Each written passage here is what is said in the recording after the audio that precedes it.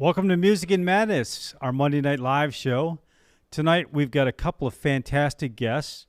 We have Missie Jordan, who is an actress, singer, and comedian. She's actually going to be performing for us live on stage tonight.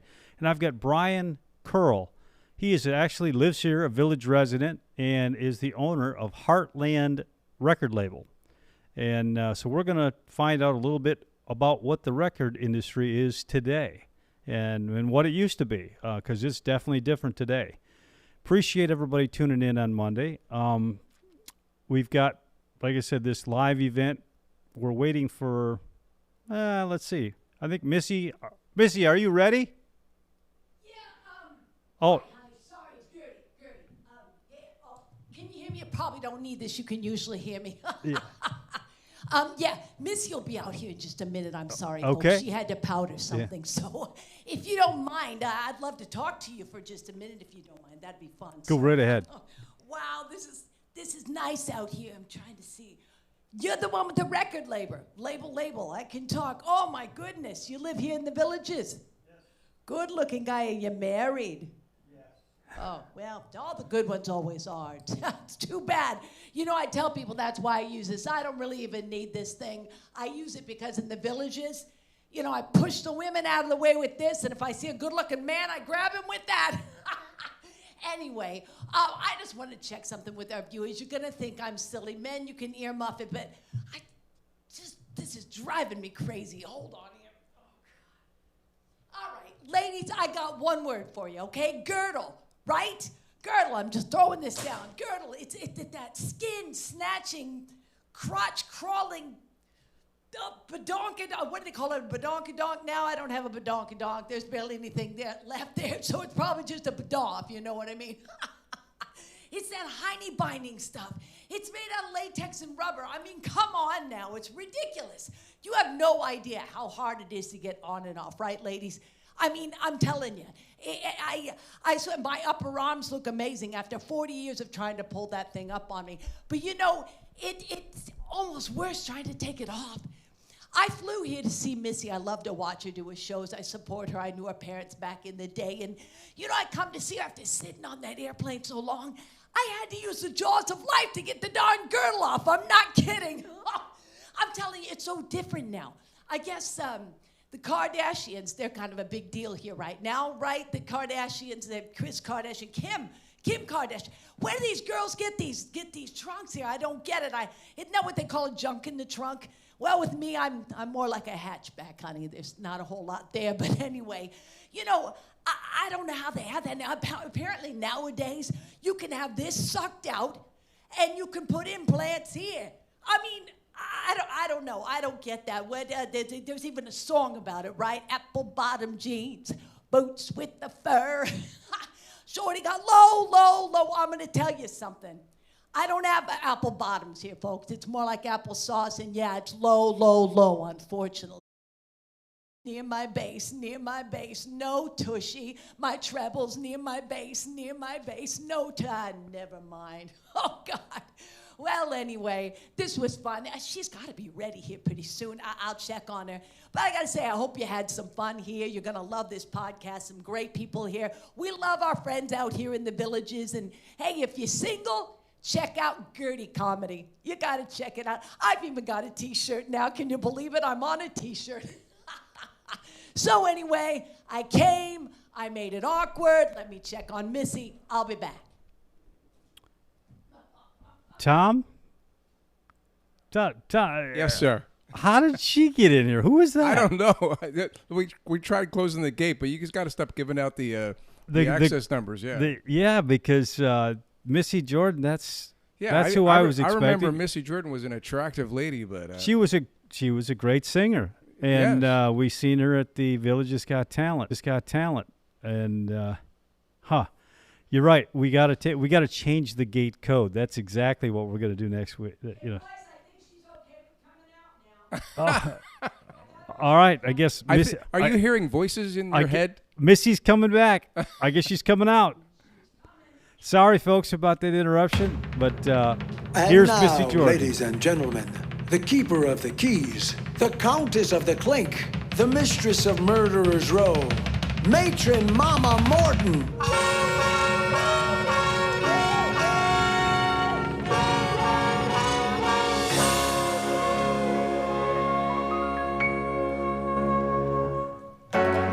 Ask any of the little chickies in my pen. They'll tell you I'm the biggest mother hen. I love them and all of them love me.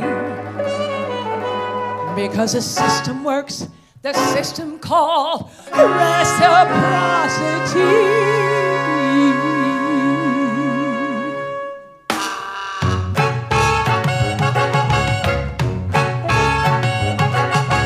Got a little motto, always sees me through. When you're good to mama, mama's good to you.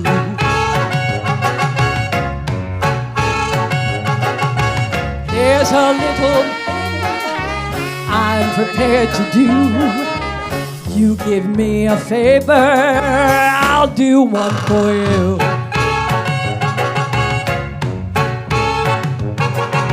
They say that life is tit for tat, and that's the way I live. So I deserve a lot of tat for what I've got to give. Don't you know that this hand washes that one too? Just be good to mama, and mama's good to you.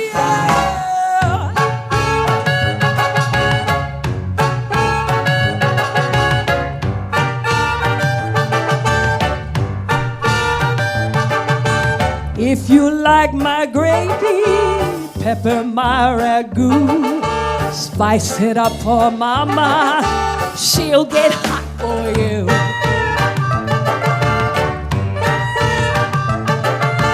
When they pass the basket, folks contribute too.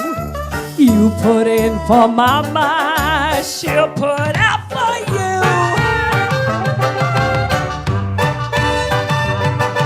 The folks atop the ladder are the ones the world adore. So boost me up my ladder, kid, and I'll boost you up yours. Let's all stroke together like the Princeton crew. When you're stroking mama, mama's stroking you. So what's the one conclusion I can bring this number to? When you're good to mama, mama's good to you.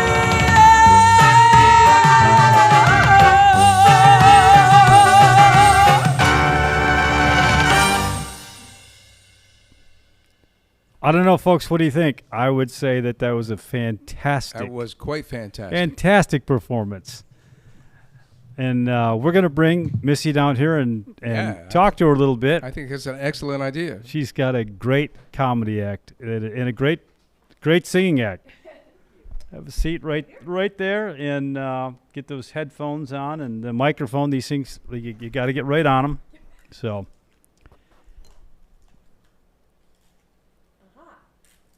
Can you hear? Perfect. I can hear. I can hear you. You can hear me. There we go. Now you can hear. So yeah, bring that just up a little bit closer. Yeah, you know I'm kind of quiet. Yeah. Fantastic. This was part of your comedy act at the Village's Got Talent, or similar, same. Similar, yeah, but not. Same, no, this is a different number. Uh-huh. Same character. Yes. Same character. Yes. How long have you been doing that? Oh, this show in particular, or performing? This show in particular. This show in particular for the last now 2.5 years. Yeah. It's got to be a big hit here in the Villages. You know, we're trying to get it over here. They seem to like it. I have a lot of people that follow me. I sing with a band at City Fire in Lake Sumter and one in Brownwood as well. And so I've had a lot of people following. They keep saying, when are you going to do your show out here? So that was the reason I did the talent show. I wouldn't normally do a talent show. Not that it was a wonderful cause. That was great. Yeah. But I wanted to try and get it out here and got a great response. Hopefully people will see this tonight. Because Villages Got Talent, that wasn't available necessarily on YouTube. So this will be, and you can show everybody and everybody will see this as hilarious. Very, very good. So now, how long have you been performing? Oh my gosh, all my life. Okay. My poor family. Yeah, they couldn't stop me. I've been singing, and I've just been goofy ever since I was little, doing characters, voices, you name it. I used to make my parents watch shows all the time, and I put on things in the neighborhood with the other kids. So yeah. And you've I assume you went to school for this? I did. Yeah. I actually ended up at Cincinnati Conservatory of Music for the musical theater department there. Great program. They're actually kind of known for getting people out to Broadway, but I came back to have a surgery on my ear. I've done that a couple times, and just started doing some other performing and just kept on going. So singing, and then you also are an actress in productions, plays, etc. Mm-hmm. What's your favorite thing of all those things that you do? What's your go-to? Well, I love the one-woman show that I put together because I was trying to encompass all those things, and that makes it fun. I always liked the variety shows, Carol Burnett, loved Lucille Ball, all of that, and I like that when you do that kind of show, you can, get to bust into a huge show production, little skits. And you can do very serious parts too. So I like that. But I guess I'd have to say I really miss doing some of the musical theater. I really like that a lot. So I love acting. So you're obviously very good at it. So you're your own writer for this stuff, I assume. I am. Yeah. I am. Yes. Very, very, very talented. Thank you. How many different versions of Gertie that do you have?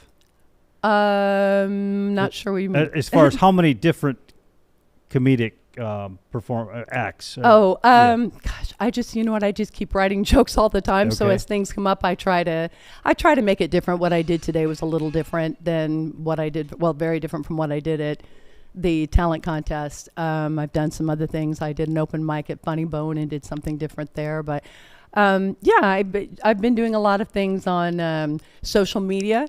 Okay. When I created this show, the plan was to just go through an agent that I'd been working with and get the show on the road. But a lot of people, when I finally told people what I was doing, they said, you got to do it here. So I did do it in Mount Dora at the community center. Okay. I did a big one there. Yep. And really kind of late into it, I woke up one morning and thought, great way to promote this. And I didn't do it that much, but I thought I'm going to go on social media. I went on Facebook and started doing tips from Gertie. And so I would do one-liners and have some funny things in there. And I picked that up again. People really liked it. I was amazed by the different people that I wound up with a large group of people from the villages that came all the way to Mount Dora because of that. And young people. I'm surprised sometimes that young people that'll say, I know Gertie, I follow her. Yeah. And I say, no, you aren't. No, you don't. And they, yep, yeah, we do. We love Gertie. So yeah, that makes it fun. I can't imagine you not being extremely successful with this, even in the rec centers for some of the charitable groups that, they get 250 people in there. Yeah, yeah. Have you tried or thought about doing your own thing at the theater?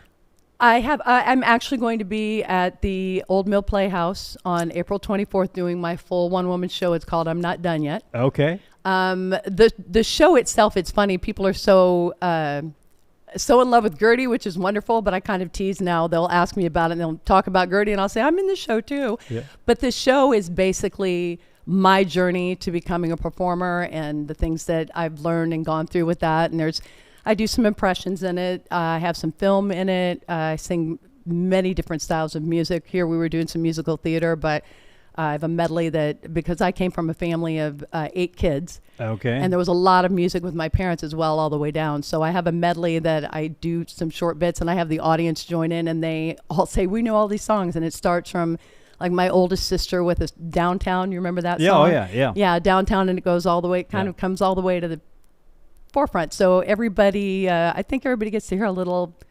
They should find something in there they know, I guess. And do you do the full hour-and-a-half show yourself? I do. Wow, it's actually now, I think I kind of tried to wean it down a little bit. It's a little over an hour and then a 15-minute intermission. Yeah. I've had thought about maybe having somebody behind there. I do the changes quickly, which is not a problem. I have it down, but it would be nice to have someone back there maybe putting things back so it's a little more organized. So I do have someone who's going to do that. But the first time I did it at the community center, I had a director who wanted me to do a show that he had written, and he said, oh my gosh, you're doing this all by yourself. He said, how are you not passing out right now? And I about did, but yeah, it's fun. It's really fun. So help us out for those of us who can't do this kind of stuff. How many hours do you have to work on producing a show that lasts that long?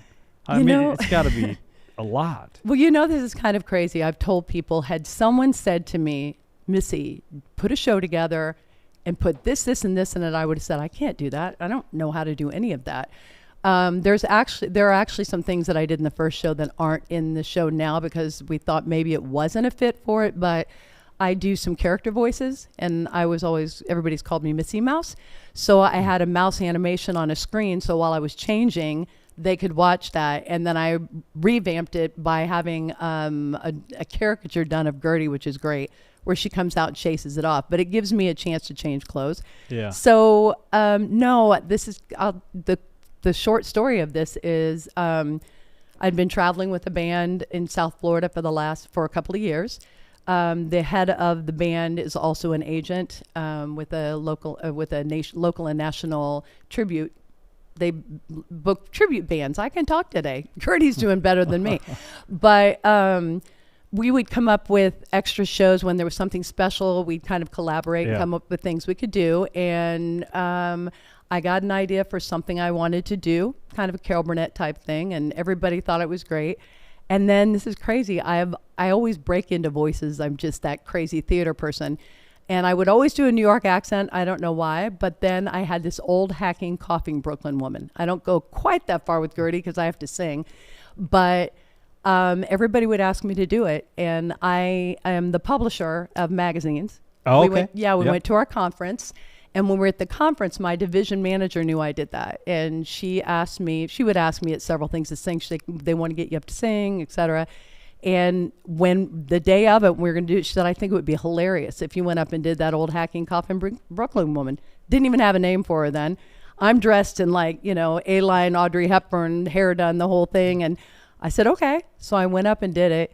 And everybody cracked up. It was hilarious. And I came away thinking, I like this. I could do this. I could host some of these conferences. But I want to be able to sing too. So. I think as part of corporate entertainment, there is another spot that would certainly be. Yeah, there are a lot of things. What a great way to end a boring work 3-day conference. It was fun. It was fun. I called out some people in the audience, and they got a big kick out of it. They all knew I sang, and it was funny. We had the New York division there, and you got to make fun of them right there. Right. And I didn't know how that would be. And I had a gentleman who come up to me and he said, I don't know who you are, but I want to be your manager. And I was like, and they were all asking me if I was from New York. I'm like, no, but I'm glad you think so. But so that was just kind of planted there. And I never told anyone what I was doing. So over that time, I'm trying to think how many months, probably 6 months or so. Yep. Just little by little, I kept coming up with ideas, and I think, I wonder if I could do that. I wonder if I could have 3 of me up on a screen, which is in my show. I have a screen with, it's a song called Candyman. It looks like an old Boogie Woogie Bugle Boy, and it's me in 3 different wigs singing all 3 part harmony. All 3 parts, okay, yeah. And then I come out and sing live with it. So I'd get these ideas, and then I'd try it, and now and then I'd have to reach out to somebody, can you help me with this? And then when I told my husband, he was thrilled, and I thought, I don't know. So you kept that a secret for a while? I kept it a secret, yeah, because people kind of a closet comedian, right? Yeah. And when you start to tell people, they get excited. They go, "Oh, you should do this, and you should do that." And plus, I didn't know if it was going to be good or not. And so when I finally told people what I was doing, they said, "Well, you're going to do it for us, right?" I said, "Well, no," and they said, "You got to do it here." So that's how I wound up doing the community center, and I sold a lot of tickets, which was really amazing for the first one, and. I think this will spread through the villages. You'll be definitely, the people will be getting a hold of you because there's a ton of entertainment, as you know, the villages, not just in the ticketed venues that we see. All of these rec centers have ticketed events and stuff, and it fits right in. There's a lot of people who will definitely relate. That makes it fun. I did one the plantation in Leesburg. Okay, yep. Yeah, and that they had a lot of fun with it. But yeah, like you said, I have sung at a lot of the rec centers in the past with a couple of the bands. I sang with Rocky and the Rollers back in the day for a New Year's function in Bonita Springs, and then sang with them at Katie Bell's, and then that closed. But Ralph Denome, his daughter one time couldn't do a whole season, so I sang at the rec centers then. So I thought I'd like to be in there. I've been doing a show. I've helped out at some people in the villages that do a show called Addicted to Love, and I helped choreograph and did all the vocals on the recordings for that, and come out and do the show with them. But I thought I want mine over here. That's where I was going to debut the show, was in the villages. It was just logistics. And so you prefer your own one-person show than working with collaboration of other actors and stuff? No, not necessarily. I mean, I love that part. I thought might be a little difficult because I like people a lot. I like working with other actors. I like working with other musicians and singers. And I thought, I wonder if that's going to get hard for me to only be the only one up there. But no, I love performing with other people. I still do that, and I will. But this was kind of my dream, and like I said, it's called I'm Not Done Yet. Yeah. I felt like, I'm not a young chick, but I thought, why not? Why not do it? Why not put it all out there? So there's no better way to finish the final chapters. Just do what the hell you want to do. Because, exactly. Yeah. You can't be embarrassed by our age, so you might as well just throw it all out there. Well, you kind of do that, don't you? Pretty much. Yeah. I mean, how long have you been doing the podcast? 7 months. Nuh-uh. Yeah. Oh my gosh. When I looked at your site, I would have thought you'd been doing it a lot longer. You've had a lot of entertainers. We have a lot of content that we throw out. We've got a lot more that we're doing. We just filmed one of our first whole presentations of a band act. So we'll have an hour and a half show probably out of that. So, so we got a lot of things in the works. But no, it's 7 months. And like you say, you just, at this stage of the game, why not do whatever the hell you want? Exactly. Yeah. Exactly. That's why I thought, I'm not going to. It's made it fun and exciting, and I got to tell you, the reaction I've gotten from so many people saying, you know what, that inspired me, and now I want to do this. Why am I waiting? Why am I not doing that? So exactly, that's fun. That's my wife and I talk about things in that perspective. Is there's no sense in waiting, because now it's between here and eternity. Exactly. It's not about when I'm going to take and get that raise or whatever. It's like, no, it's between now and when I'm pushing up daisies. So exactly. We need to do it. Yeah. So you're from Indiana. I am. And you've been here, you said, about 12 years. Yep. Is your husband in the entertainment business at all? He was a major, on the side, he was a major DJ in Indianapolis. He did all the downtown events, Super Bowl, Big Ten. It was pretty cool. And so we do some things. He doesn't do it here because he's very old school. He has big equipment, and he was paid well to do that. But he will do, I put a New Year's show together. And for 3 years we did it at Mission Inn, and they like a DJ in between, so he does it. And then this past year I sang, we did Mount Dora downtown for New Year's, but I believe we're going to be back at Mission Inn here. They reached out to me the other day and want the DJ. But yeah, he does that. He is actually, you've probably seen his picture around here, folks. He is the publisher of Village Neighbors magazine and Village Neighbors South magazine. Village Neighbors is a huge magazine. I was going to ask you about it, because that magazine, and then you also have a couple magazines that you. I have Mount Dora Living and Taveri's Neighbors magazine. Okay. So how do you find the hours in the day to do all this stuff? I'm crazy. Yeah. It's funny because people always say, you must work out. I'm like, no, I need to. And they'll say, like, what do? You don't eat. I go, yep, I do eat. I eat more than my husband. But they'll say, what is? I said, I think I'm probably just a little hyper. I'm always going. So yeah. Well, there's multiple types of late life activity and retirement. It's like, this is my retirement gig. People don't realize that some people are just wired that way. Yeah, and exactly. You obviously are wired this way. You're going to be doing this, I'm sure, till the day you're done. So yeah. It's funny. I got to tell you, when I was coming up with this, right as I was kind of finishing it up, I started seeing more and more of Leanne Morgan. Have you seen the comedian? Yeah. And I just loved her, and we would talk about it. My sister called one day, and she goes, "Miss, this could be you." And I said, "Darn, she stole my thunder." I was like, so she was, she did it later. And I'm like, but I'm later than she is. But I thought that, honestly, I figure, why not? Why not? I mean, why not have somebody say, you know what? We like what you're doing. we want you to do this, or we want you in a sitcom. I'd do it. Are you kidding me? And if it doesn't work out the first time, who cares? Keep doing it. If that's what it's all about. Yeah, it's so much fun. I love it. I'm so very thankful, and this has been just the reaction has been so great. And like you said, I what do you have to lose? Isn't it sad that back in the day when you're younger, you think of, what if I mess up? What if this happens? What if I? Well, I'd be whatever. I'd be petrified to do that. Right. Okay. Right.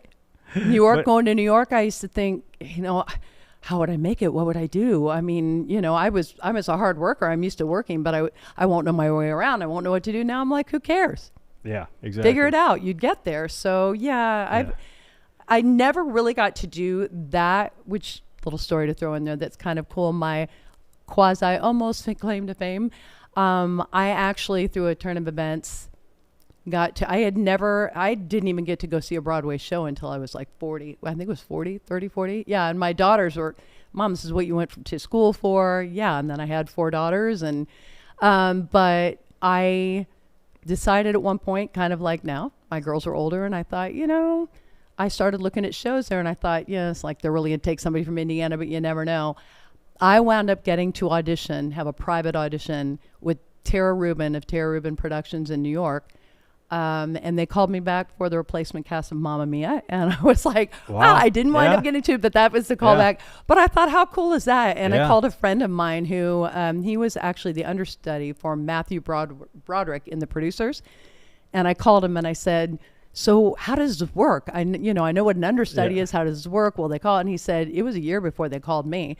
So I didn't know, but I said, yeah, but I'm from Indiana. Like, they're really going to take that. And I said, I didn't do Equity because what was the point there? And he said, of all shows, that's the perfect one because they like fresh blood. They like things like that. I'm like, okay, I'd do it.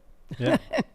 Cool. So yeah. Very much appreciate you coming on the show. Very much appreciate getting to see what you do, and our watchers or viewers to see what you did for the Villagers Got Talent, because that was a paid ticket event, and now you've got another event. What's the date of that? April 24th. April 24th, and that's at the Millhouse Theater. Yeah. I have another production I'm doing in February here in Leesburg. That one actually, though, is a private event. And then, so that'll be the next big one. I'm excited about that. All right. Well, if you want to see this full show, get your tickets at the Village's box office and go see it. It's definitely going to be worth your time. Yeah. So, I appreciate you coming back on. We got a little surprise for the end of the show. You're going to be back here for just a few minutes, but we won't tell anybody what you're going to do. We'll see it. All right, honey. Thank you so much. Appreciate it. Yep, thank you. Tom, are you back there? I certainly am. All right. Well, let's throw up a little commercial. Okay.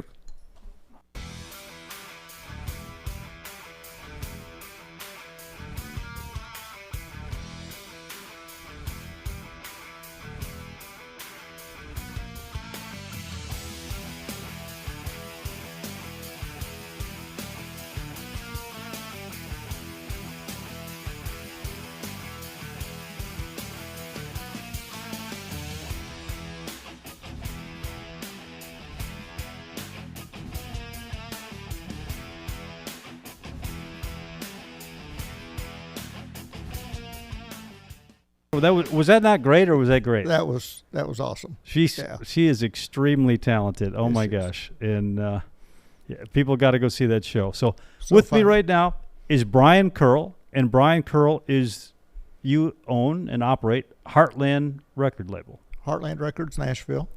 But I live in the Villages in Florida. Yeah. Now, how cool is that to live in the Villages, Florida, and have a record label in Nashville? That's pretty.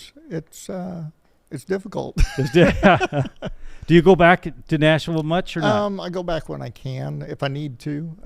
I've got a friend of mine that works with me that lives just outside Nashville, and so if I need something done and I'm not there, he takes care of it. Yeah. Let me bring that up just a little bit. So just a little bit. There you go. Okay, how's that? That sounds good. So, how long have you been in the record business? I started the label in 2004, so 21 years. And what made you decide to start a record label? In my younger days, I did something stupid, and I rode bulls professionally. Oh, PBR. Well, it wasn't PBR back then. They didn't have the PBR back then. Yeah. I started riding steers when I was 11, started riding bulls when I was about 16.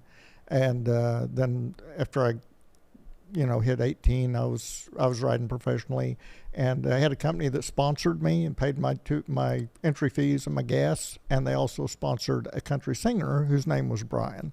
Okay. And if anybody knows who Clint Black is, well, Brian Black is his older brother, and Brian and I became good friends over the years. When I got out of rodeo, he was still singing, and he was working on an album, and he asked me to promote it for him, and I told him, I said, I'm not a promoter. And he said, but I know you love music, and so I want you to do this for me. And I got into the business side of it and just fell in love with it. So that's where I started the label from. It was his fault. His fault, yeah. Do you call him up and blame him once in a while? I do, I do, yeah. Are any of the people that you signed on back in the early days still with you? No, they're not on the label. But, I mean, I have good working relationships with them, and I've helped promote them over the years if they've done something differently. The thing about the music business is there's a million different talented people out there, and the music business is really hard to break into. It's really hard to break into even playing around here. Yeah. I mean, one of my first artists that I had, Rebecca Frederick, she had everything going for her. She had the voice, the looks. She was a songwriter. But if you don't get that break, it's and people want to be on a major label, and they don't know that there's a lot of downfalls to that. Now people are starting to do their own thing, and putting their own music out. Right. And so it's a lot different than the internet has changed the whole game. Yeah. So how much 2004? Let's see. How much internet influence was there back then? None. Hardly at all. Yeah. Emails. Email. Yeah. That was about it. Yeah. The emails. I worked for a company once. And 6 months went by, and they asked me if I ever answered my email. I said, "What's that?" So yeah, I know what you mean. Yeah. So tell our audience what's the process somebody goes through to even find their way to a record label? Well, in the old days, they used to send out demos to record labels, or go to the record label office and drop the demos off. Usually what would happen at that point is the executive's secretary would pick up those, and they would put them in the trash can. Okay. Because a lot of people will go to Nashville, and they'll go into the bars down on Broadway, and they'll sing, and they think they're going to be discovered. Yep, somebody's going to find them. The executives don't hang out in bars in Nashville. Yeah. You will find very few people that ever got discovered in Nashville playing in a bar. Usually it's because somebody knew somebody who heard somebody who told this guy, hey, you need to listen to these people. So it is a lot about who you know. There's an old saying, and we've changed it around a little bit over the years, because it used to be who you know, but now it's who you know and what they think of you. Because you might know them, but if they don't think anything of you, they're not going to take your advice on anything. Right, so, that was the old way. Now, I get artists that'll contact me through the website or through my email, want me to listen to their demos. When I first started, though, I was probably getting 100 demos a week in the mail that were CDs. Yeah. Some of them were people that were writers that were wanting me to listen to their songs for artists, and then there was others that were artists that wanted to be on the label. And so things are different now. It's more electronic. So back in the day when you had 100 of those, did 100 responses go back out, or is it one of the things where a lot of them just? Oh no! If you don't get the call, that means they didn't like it. No, pretty much. Because realistically, if you're in the position of being in charge of a label and you're listening to music, whether it be for an artist or whether it be for a songwriter, the first few chords of that demo, they're going to know whether they want to listen to the rest of it or not. And I had a lot of demos that were really bad. There was one that it was called "I Love Bugs," and it stayed in on my playlist for a long time, but only because my son liked to listen to it because it was so funny. But it was awful. It was really bad.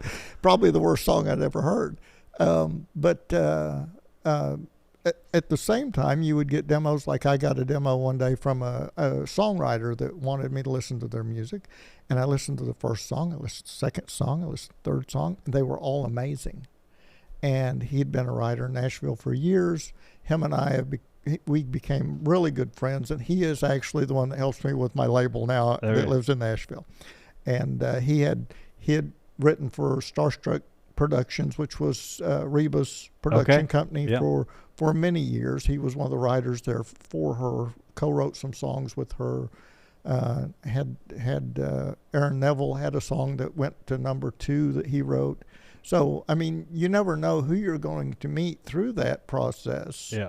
I listened to a demo from a songwriter, and the song was okay, but the demo singers, because, the writer will write a song and get the demo singers to go in and sing it and then send it out. And the demo singers were amazing, and I met a demo singer. I called him, and I said, hey, would you be interested in being on our label? Because he had a band. And it was called Cache Creek. And he said, well, yeah, but he said, my day job keeps me from going out on the weekends. And I said, well, what's your day job? He said, I play guitar for a little band called Alabama. And that's how I met Kimo Forrest. And him and I became good friends, and we signed Cache Creek. And that's how I met Jeff Cook through Alabama and ended up with him on my label, too. So you never know who you're going to meet through that process. So are record labels isolated to certain genres, or when somebody sends you demos, it could be anything? I was isolated to mostly country and country Christian, because that is the industry that I know. Okay. If you send me a country singer and I want to sign them, I know what radio stations to contact. I know what publishing companies to contact. To do all those things. But if you send me somebody who's a metal rock, I don't have those contacts. Yeah, okay. So unless you're a Capitol Records or an MCA, something that has those different divisions, yeah. But the independents, you usually stick to one side. What's the wildest thing that you've ever had besides the bug thing that somebody sent you? The wildest thing I've ever done in music was to produce William Shatner on an album. That was pretty crazy. Yeah. I saw just little bits and pieces about it. Tell us how that happened. Oh, well, Jeff Cook from Alabama. I ended up signing him as a solo artist. He was still with Alabama, but I signed him as a solo artist, and we did a song off the Christmas album. He had 1 or 2 songs on a Christmas album, and then we did a album called Got You Covered Volume 1, and I found out that he was a big Star Trek fan of the old show, the first one. Yeah. And so was I, and so. Later on, after we'd done some projects together, I found out that he had made the announcement that he had Parkinson's, and his health started dwindling. And I was sitting, I forget where I was at one day, and I thought, wouldn't it be neat for him to be able to do an album with William Shatner, or somebody that he is, that loves, somebody that's his hero, yeah. And so I reached out to Shatner's people and pitched them the idea. And within about 4 days, Bill called me on the phone and said, how do we do this? Now, had he had any musical background at all? Shatner? Yeah. Oh, yeah. He's done spoken word albums over the years. Okay. He was very well known for his first spoken word music that he ever recorded was called Rocket Man. Yeah. He did Rocket Man live on the show, and it was such a spoof that it became very popular. Okay. And then he did some other spoken words. And to do the album, I worked with writers. I write now, but I didn't at the time. And I worked with writer friends of mine out of Nashville, which my friend Tom is one of them. And I said, I need songs pitched to me that are going to be for Bill to talk and Jeff to sing. Okay. And so we wrote all new songs for the album. What do you see AI doing with the songwriting industry? Oh, it's very hard to know where as far as songwriters go, it's a detriment to them because the programs that they have right now will write a song and it'll record it with a vocal that I can still tell the difference in the two because there's some tinniness to them and you'll hear words that aren't supposed to be there sometimes. But it's just going to get better. Totally. Yeah. I tell writers that I'm friends with. I'm a member of the Writers Club here in the Villages, and we talk about that quite a bit. We try not to talk about AI too much in the sessions that we do. Yeah. But if you can use it as a tool. Yeah. I used to use a thesaurus. Then I got to where I used Google. I'd say, hey, I need a word that rhymes with this, or I need something that's a different phrasing, and now you can use ChatGTP, something like that. So if you're using it as a tool, and even at Berkeley Music College in Nashville, they're teaching a class on how to use it as a tool. But I don't know where it's going to go. I know we had a song that went #1 on Billboard that was all AI, and they made a big deal out of it, and it became very popular because what happened is they downloaded it and they sold it as a pre-sale as a download, and to hit #1 in that part of the chart you only had to sell like 3,000 downloads, so it wasn't a big seller. But once they got #1, it hit all the social media. There's a #1 Billboard. They don't understand. Yeah. And because everybody was seeing it, they wanted to go to it and listen to it, and it became very popular. So, yeah, it's like anything else. It's a great tool. I mean, we're using it now and for all kinds of things. And I never thought to use it before. When it first came out, I was a little bit skeptical, but it's like, wow, it's too much of a time saver. Yeah. And so it's the same thing with film creation and all that stuff. It's all kind of going that way. And speaking of film creation, you told me a little bit about you. You went what have you been doing the last 3 or 4 years? Well, after I moved here I moved to the Villages 4 years in December, and for 3 years I was in animation school. 3D animation school is learning character animation. Now, is that anything that's going to coincide with your music business at all? I don't know if it will or not. I think that it will because if I work on a project that's animation, I've got contacts to have people write songs for the productions or something like that, or voiceover work, that kind of stuff. The music business was really getting hard to deal with, and I actually got sick before we moved here. And so I was recuperating, and I wasn't doing much in the music business. And so I was looking for a way to be creative because I always have to be doing something. Yep. And so I decided I was going to try to teach myself, and I found out you can't do that. So I ended up applying to Animation Mentor, which is the oldest online animation school out of California. Their teachers are all current animators at Disney and Pixar and, all those different DreamWorks, and it's a hard school to go through. I've enjoyed it, met a lot of fun people, great people. I'm actually doing a business with one of them that we're looking at putting together a TV station. Are there other animators here in the Villages that I haven't met any. Okay. Maybe after this somebody will find you out. I actually looked and thought, is there a group for animators or people interested in animation? Well, we have 4,000 clubs. You might get to start the first one. That's true. Yeah. That's well, it's interesting that you're like myself and obviously like Missy, that kind of stuff.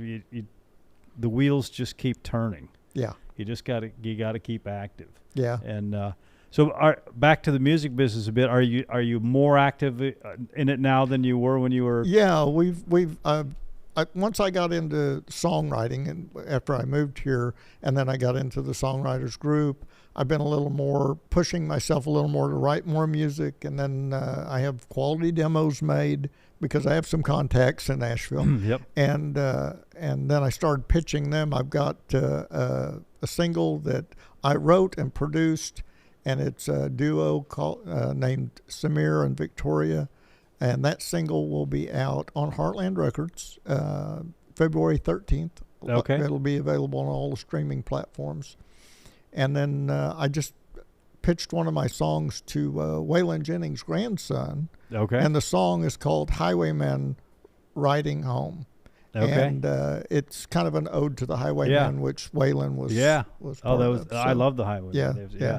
I had a Johnny Cash tribute husband and wife in here. She did June Carter Cash, and I asked him about doing the Highwayman, and he said that's something we absolutely want to do. They just hadn't been able to figure it out because they don't want to have a whole show of it, but just enough of it because it's well worth showcasing. Oh yeah, absolutely.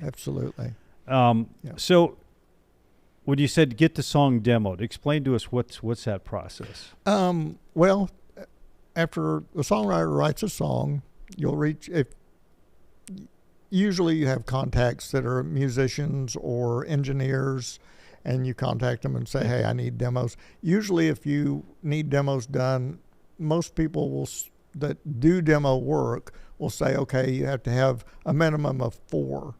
And it can be anywhere from $800 a demo to $5,000 a demo. It depends on how much instrumental you want. If you want it done in a professional studio, you've got people that do have home studios that do stuff.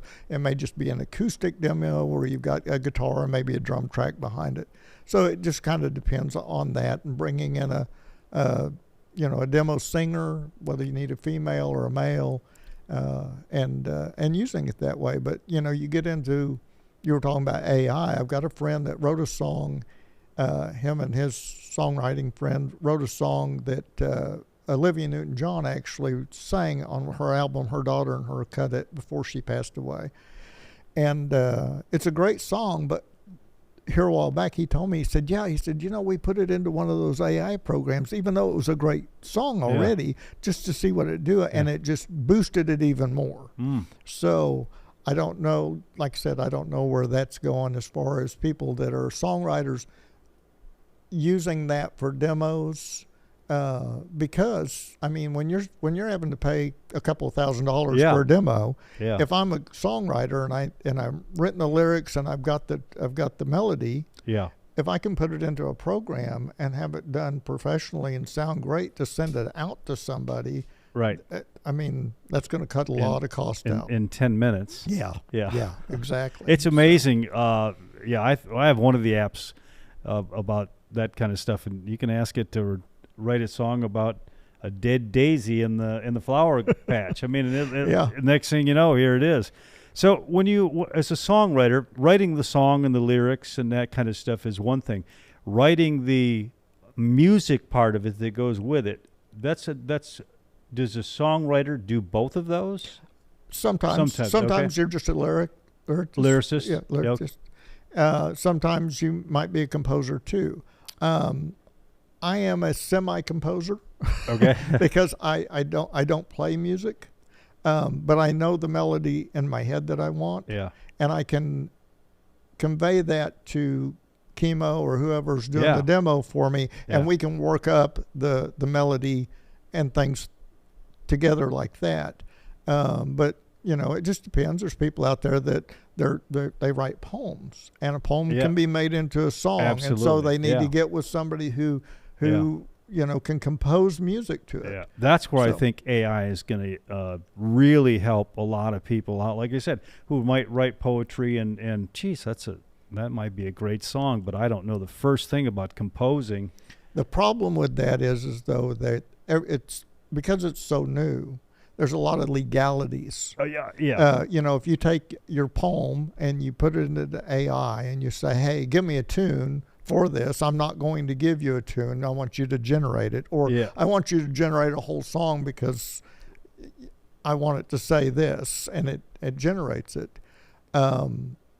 There are already platforms overseas who have banned AI songs from their music because that's not really, it's not original. Yeah. And if you use one of those AI programs, from what I've read about it, if I was to write a song and put it in there and they generated a melody for it, that melody could also be used for any other AI song that somebody else uses on that platform. Yeah. And so then you run into, somebody will say, well, that was my song. No, it was my song. Yeah. And so, well, who did ChatGPT first? Yeah.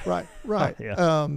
So the copyright issues yeah. can be a real big issue in the future. Sure, there's a lot of those that haven't been sorted out yet. And the courts will be sorting those out for years probably. Yeah, but let's say that you wrote a song, or maybe you didn't. Maybe you didn't even write it. Maybe you just said, "Hey, Suno or whatever, one of these programs, make me a song that says something about this," and it makes a song, and then you turn around and you release it.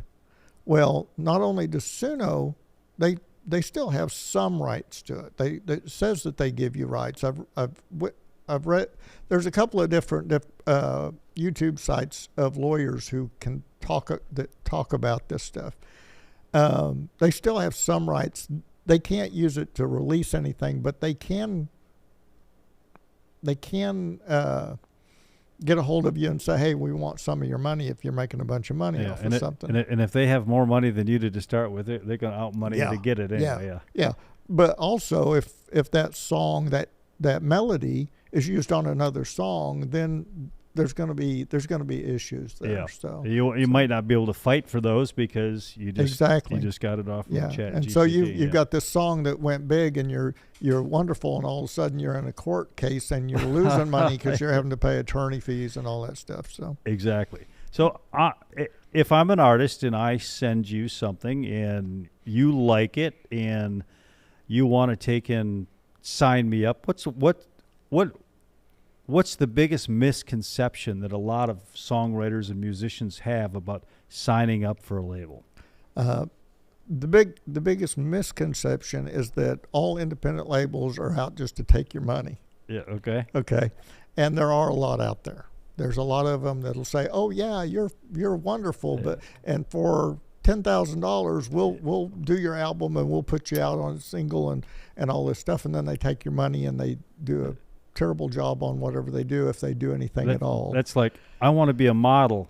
Oh, we need $10,000 for your portfolio pictures, and they've made their money and you get nothing. Yeah. I have always set up my platforms a little differently than anybody else because it's almost more like a partnership. Okay. This song that we're doing with Samir and Victoria, I didn't charge them a licensing fee on the song, but they agreed to put it on the label, allowed for me to produce it, so that you're protected. And so I'm still part of it, and I actually still own the rights to the song, or at least part of the rights to the song, and they agreed to pay for the production side of it. And then it's almost like a 50-50 split, which most, like major labels, they charge anywhere from 80 to 90%, and the artist gets 10 to 20%. So there's a big difference in the way I do things, and a lot of independent labels will say, "Well, give us some money and we'll do this for you." It's like, now that being said, I don't make a lot of money. It goes hand in hand. Yes. Being fair doesn't always pay. Right. But no, it's you got to live with yourself. So that's And I'm sure probably at this stage of the game, it's probably a lot more fun to just do it for, paying some of the bills and having fun with it than try to become the next RCA record label. Right. I always felt like if something happens that's great, that's fine. Yeah. But you do it because you love it. Yeah. Just basically like the musicians. Yes. I don't know anybody who said, well, I'm in this for the money. Yeah. Okay. Yeah, I'm going to make it big someday and make all this money. Kid Rock, I think, is the only one that I know that said, I'm going to be rich and famous, and has become rich and famous. Yeah. Yeah, I mean, and there's been a lot that have made it. I mean, Garth Brooks. Oh yeah. You know, people like that, Shania Twain, but they put a lot of years in before they ever made it. Of course, this wasn't natural talent that they decided at some stage to pick up a guitar and sing and write songs. No, they paid their dues. Well, in Nashville, they say overnight means 24 years. Yeah. You know, so you're not an overnight success until you've put 24 years into. Right. There's an artist that she's a friend of mine, Celeste Kellogg. She's not on my label. I'm not saying anything wrong here, but she is such a dynamite talent, and she's a businesswoman, and she knows what she's doing, and she's been doing it. And I told her, I said, I would try to sign you to my label, but you're doing everything that I do, so you know I couldn't do anything for you. Yeah. She was one of the original Disney kids, and she was like a backup singer for one of the actors that had a TV show. I can't even remember what it was, but she plays all the time. She's a songwriter, singer. She's amazing, but she's never signed with a big label either. So she's never had that big break. Right. Yeah. And same with Brian Black, Clint's brother. Yeah. Brian actually, in my opinion, and I like Clint. Clint's got a great voice, but Brian and Kevin, Clint's brothers, are every bit as good or better than he is. But Clint was the one that got the contract. Okay. So, so that's who we know about. Yeah. You know. Yep. And that could have been who you know. Right. And how you get there. Yeah. Brian, I absolutely appreciate you coming on tonight. This is loved it. Educational. And hopefully educational for people who watched out there, because you're right. There is a lot of misconceptions. We were talking earlier before the show about these groups that may sign up for a tour and think they're going to take and set the world on fire, and then they get all done and they owe money. Right. Yeah. And today with streaming, it's not like, you know, even when it was CDs, you'd sell a CD and you'd make $2 or $3 off of it. Now with streaming, every time a stream goes through and my label gets paid, I get 0.05% of a cent. And that has to be split between the label, the artist, the publishers, you know, the writers. You know. So there's just not a lot of money in the streaming part. You almost have to have the money to be out on tour and do your merchandise and those kind of things. So turn it into a brand. Yes. Absolutely. Yes, absolutely. Well, Tom, are you ready back there? I am. All right. I'm going to take in, we've got a little surprise for you for the end of the show. Again, Brian, very much appreciate you coming on. Thank you, Tom. We'll have to get you back on and get an update on your animation venture as it moves forward. Love to. All right. Thank you. Well, next we've got Missy. Missy's going to take and do something different because she is so talented. We wanted her to showcase some of her other talents. So without any further ado, here comes Missy. Yay.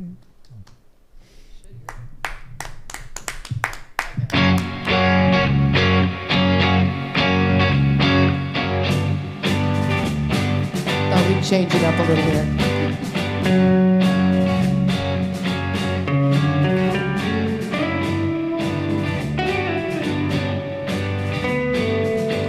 One pill makes you larger and one pill makes you small, and the one that mother gives you don't do anything at all. Go ask Alice when she was just small. And if you go chasing rabbits and you know you're going to fall, tell them a hookah smoking caterpillar has given you the call, and call Alice when she's 10 feet tall. When the men on the chessboard get up and tell you where to go, and you've just had some kind of mushroom, and your mind is getting small. Go ask Alice, I think she'll know. When logic and proportion have fallen all dead, and the white knight is talking backwards, and the red queen is off with her head. Remember what the Dormouse said. Feed your head, feed your head.